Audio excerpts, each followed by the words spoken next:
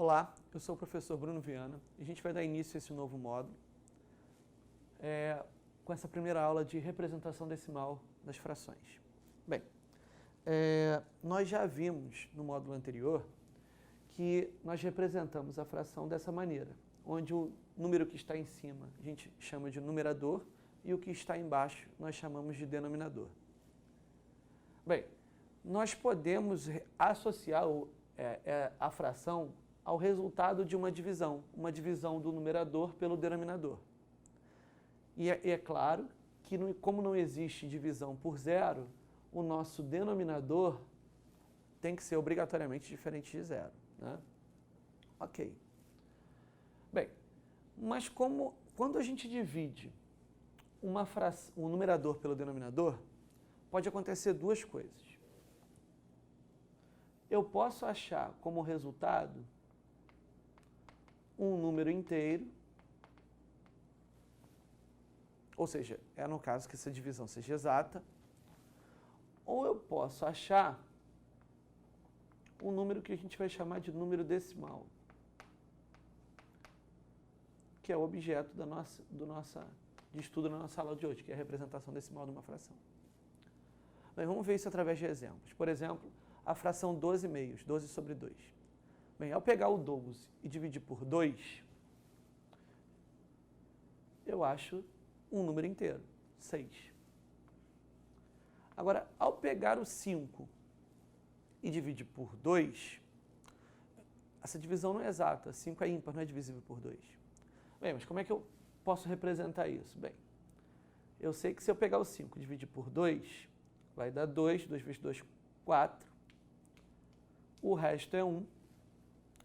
Então eu tenho 2 inteiros, mas resta 1. Ora, nós já vimos em aulas anteriores que eu posso representar essa fração através dessa soma de frações. E eu sei que 4 dividido por 2 é exato, eu recaio no caso anterior. Dá 2. E eu posso representar isso através de um número misto. 2 inteiros e meio. Ok. Beleza, mas, Bruno, não apareceu um número decimal, né? Você não dividiu aqui ao fazer essa representação através de soma. E como é que aparece o número decimal? Bem, para isso a gente vai utilizar vamos apelar ao nosso cotidiano. Vamos imaginar a seguinte situação. Eu tenho aqui R$5 e eu quero dividir esses R$5 em duas partes iguais. Bem, não é difícil, até mesmo crianças com pouco tato em matemática, mas que mexem bem com dinheiro, conseguem dizer tranquilamente que eu vou ter duas partes de 2,50. Repara que 2,50 parece uma vírgula, né? E já começa a aparecer a ideia de número decimal. Então, 5 dividido por 2 eu posso representar como 2,50? A pergunta é, se é, por quê? Né? E por que aqui eu tenho uma parte que é inteira, representada por R$2,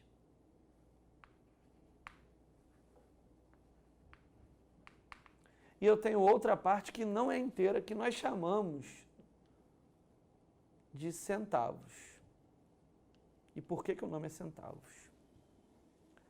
Bem, para a gente entender isso, a gente vai ter que adotar uma convenção. A gente vai admitir que a gente vai escrever essa fração 1/10 dessa maneira.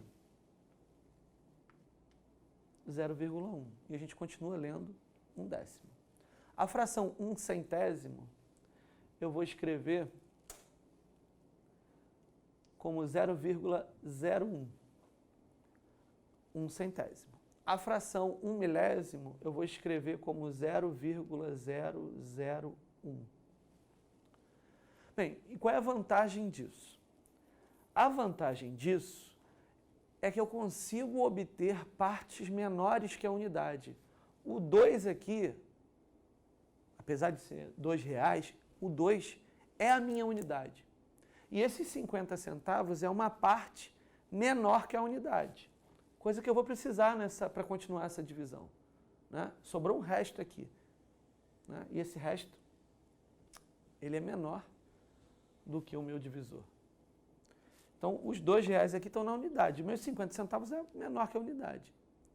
A vírgula me possibilita trabalhar com casas do sistema de numeração decimal menores que a unidade. Vamos pegar um exemplo.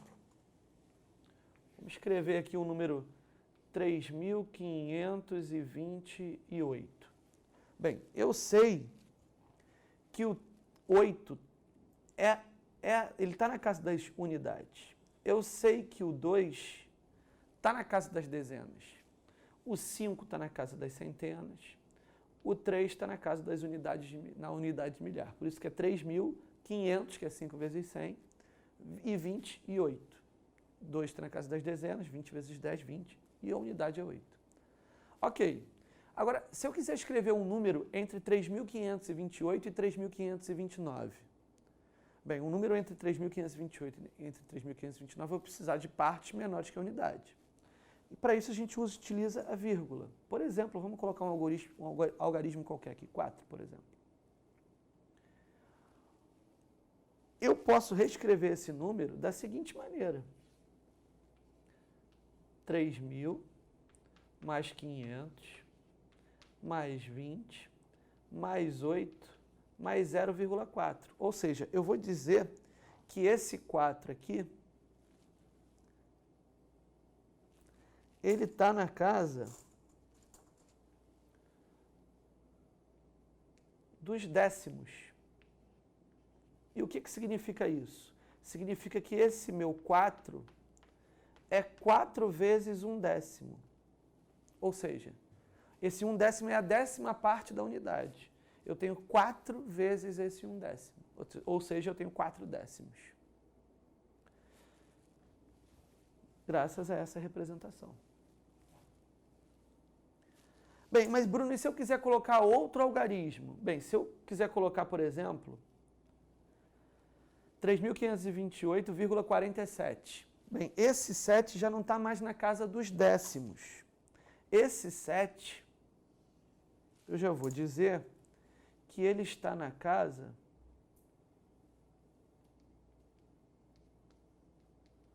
dos centésimos.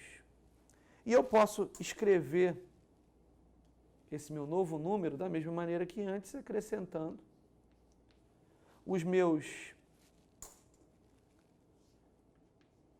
7 centésimos. Ou seja, 7 vezes 1 centésimo. Repare que a gente tem duas casas decimais, duas casas após a vírgula, igual o nosso sistema monetário. E com duas casas decimais, eu estou parando na casa dos centésimos. Ah, então por isso que a gente chama aqui de centavos. Sim, centavos vem de centésimos, porque o nosso sistema monetário utiliza apenas duas casas após a vírgula. Então, os centavos têm a ver com os centésimos. E eu posso continuar. Eu posso colocar um 8 aqui. Esse 8 vai estar na casa dos milésimos, que representa 1 milésimo da unidade, vezes 8, 8 milésimos da unidade. E eu posso continuar, décimos de milésimos, centésimos, e aí continua. Assim como a gente continua para frente. Tá, Bruno, mas como é que eu pego uma fração, divido o numerador pelo denominador e aparece um número decimal? Bem, como é que eu continuo essa divisão para aparecer um número decimal aqui no meu quociente? Bem, é isso que a gente vai ver no próximo quadro. Vamos lá? Nosso exemplo ali foi o 5 meios, né? 5 reais que eu dividi em duas partes deu 2,50. Como é que eu chego no 2,50? Eu pego o 5, divido por 2, dá 2, 2 vezes 2, 4, 5 menos 4 dá 1. O que ensinaram pra gente? Ah, não dá mais para dividir, você põe a vírgula. Pondo a vírgula, você ganha o direito de colocar mais um zero aqui. Tá, mas por que isso é verdade? Porque na realidade o que está acontecendo? Sobrou um inteiro, esse um inteiro está na minha unidade.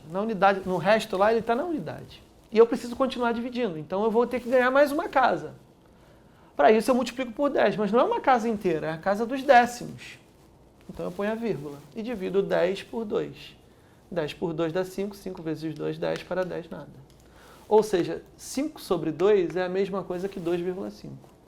Assim como 1 sobre 2 é a mesma coisa que 1 dividido por 2. 1 não dá para dividir por 2, então eu vou ter 0 unidades.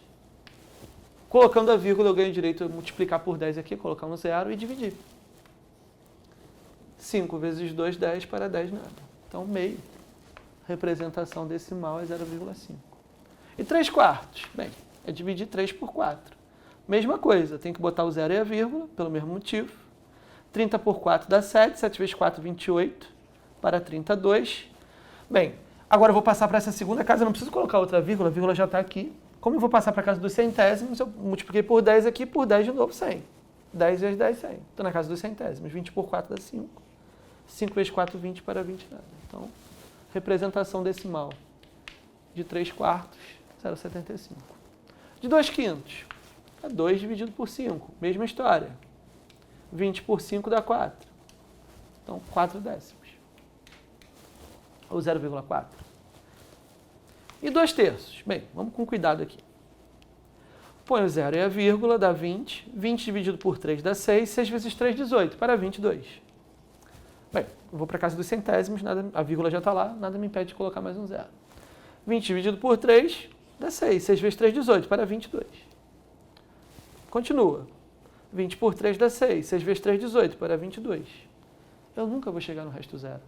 O resto sempre vai dar 2. E eu sempre vou poder colocar um 0 e continuar dividindo. Esse é o conceito de dízima periódica. A representação decimal do 2 terços não é um número decimal qualquer. É um número decimal cujas casas decimais há um período. O 6 está sempre se repetindo. Quantas vezes, Bruno? Infinitamente, porque eu não consigo nunca chegar numa divisão exata, numa divisão com resto zero. A gente pode representar isso dessa maneira também. A barrinha em cima do algarismo significa que é ele que está se repetindo. 12 dividido por 6. 12 dividido por 6 a gente já viu que é 2, mas nada me impede de colocar quantos zeros eu quiser depois da vírgula. Mas não é um número decimal, é um número inteiro, porque em todas as suas casas decimais, elas são nulas. Não tem quantidade, é um número inteiro. E 21 dividido por 9? Bem, vamos lá. 21 dividido por 9 dá 2. 2 vezes 9, 18. 18 para 21, 3. Aí eu ponho a vírgula e o 0. 30 por 9 dá 9. 9 vezes 3, 27. Para 33. Põe o 0, dá 9. Desculpe.